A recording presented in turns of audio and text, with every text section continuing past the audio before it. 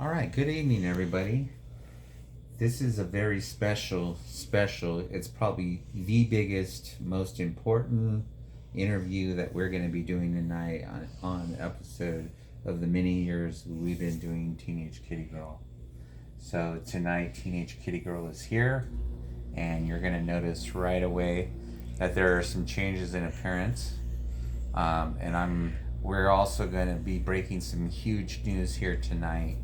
We're going to be breaking some huge news, some very important news. This is earth-shattering news that we're going to be breaking tonight.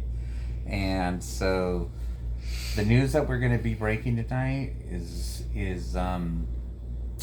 for us as a family, and especially for Teenage Kitty Girl, there's a lot of emotion that's tied to this breaking news, and we are excited for Teenage Kitty Girl, but we are also nervous. And but we've been doing a lot of praying, and we've been relying a lot on our faith and leaning into our spiritual practices to help us get on the other side of Teenage Kitty Girl's news that she's going to break. We're going to allow her to break it.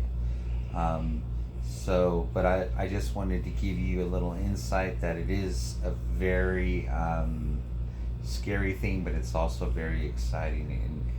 And what we mean by that is it's going to be exciting for her because it's really going to improve her quality of life. So let's go ahead and turn it over to Teenage Kitty Girl, and I'm going to open it up with a question.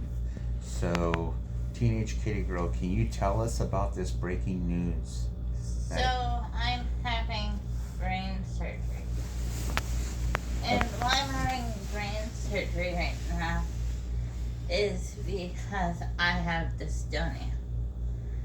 And dystonia causes a movement disorder in your brain and your body and everything.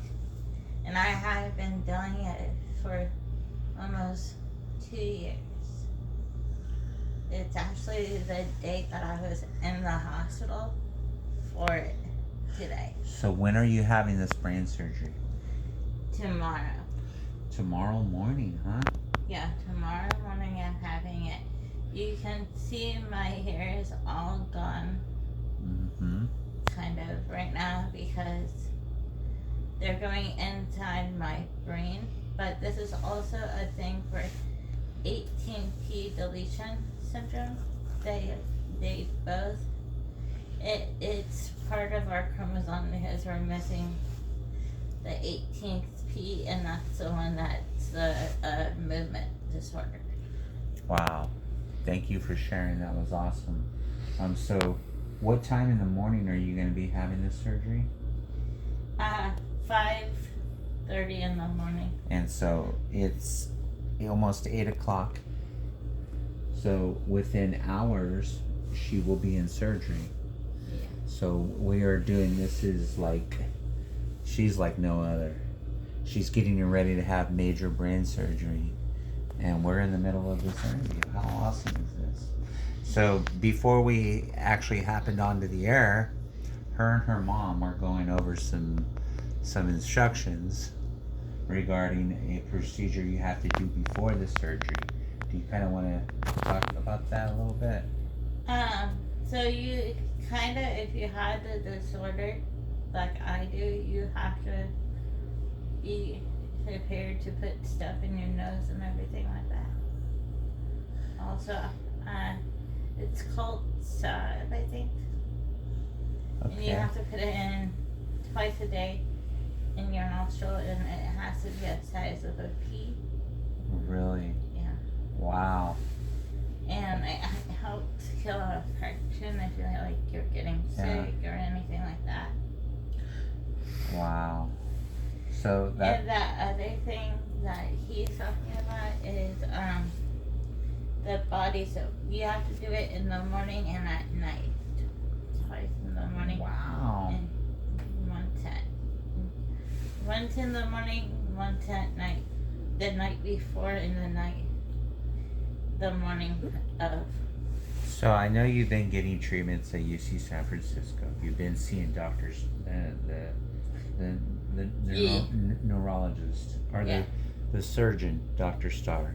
We don't see the names. Yeah. Oh, We don't see the names. okay. Sorry. Oops. Please cancel that out. Do not pay attention to that. Okay. So, you've been getting treatments at UC San Francisco for over the last, what, 2 years? Yeah. So you've been going to UC and preparing for this moment here, this big day that's coming. How exciting. How nervous and how excited are you? Because we haven't really touched on that aspect. We've been talking about procedures, what's going to go on, but let's touch on how are you doing with this? Because you seem like everything's just easy peasy and all, it's all good, but really tell us how you're feeling. So I feel 10%.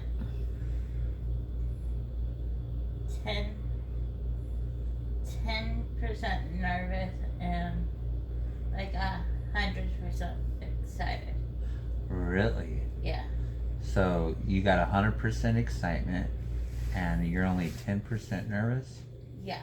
So I know a week ago you were I was way more nervous a week ago. I was like at 1,004% nervous. mm-hmm. But now since it's here, I'm kind of getting acceptance. more excited, and I cannot wait because you can see my left arm is back right now. Oh. And this is what one of the symptoms is. And if you have a child with 18p deletion and they move their head back and forth, that's a sign of symptoms of dystonia. Symptoms of dystonia. We did not know that at the time. What was the first indicator that you had dystonia? When I dropped a cupcake on the floor. Okay, you dropped the cupcake on the floor, and who noticed that? First it was Dad, then it was Mom. Okay. But at first it was actually it was actually her. So you dropping a cupcake was like the tipping point of saying, okay, there's something going on here. Yeah. We didn't know what it was, right?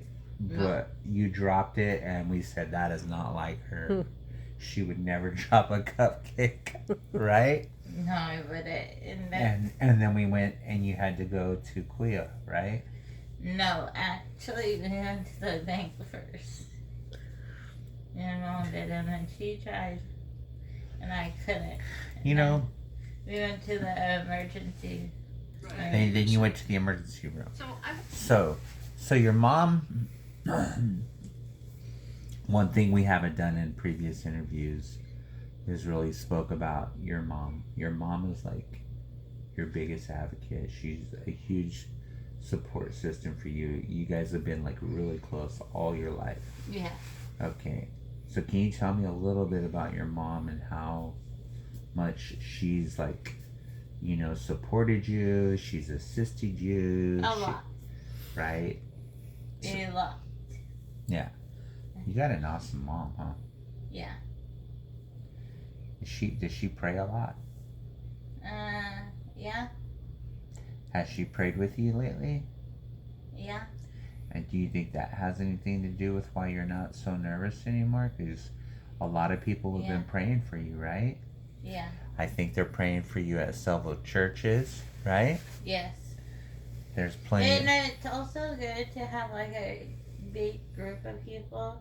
Like if you don't have a lot of people to reach out to, like someone that has like Parkinson's and stuff, because that also gives you like stuff like how they're gonna shave your head a little bit more than anything. They're also gonna put like 2 little things on your head if you have dystonia. I know there is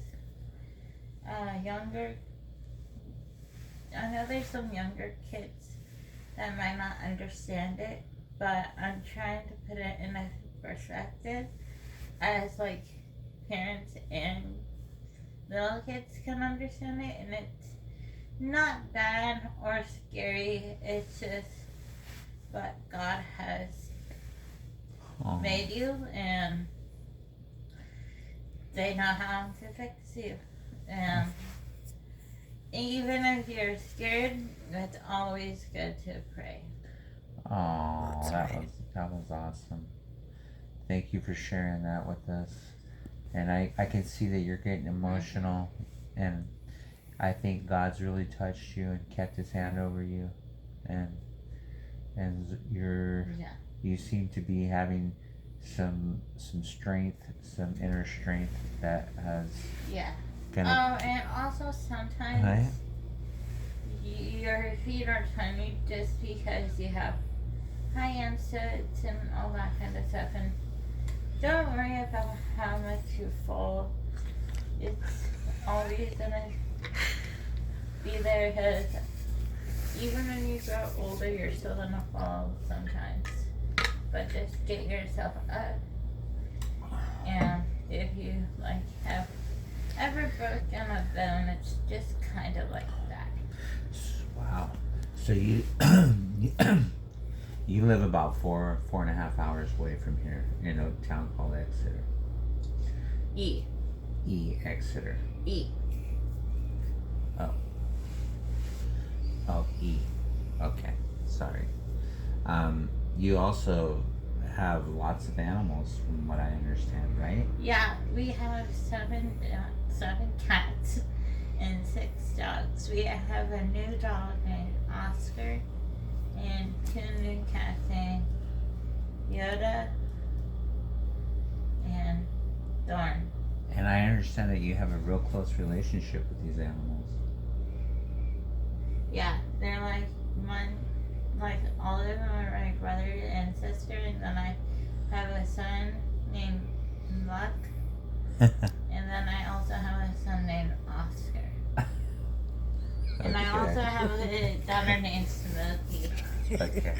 And another son named Thorn. So to come up here to have your surgery done and to be away from them for a few days, is that really hard for you to do, or are you okay? I think it's more harder on my parents than me.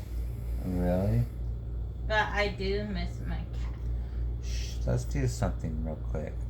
Let's take this phone. I'm gonna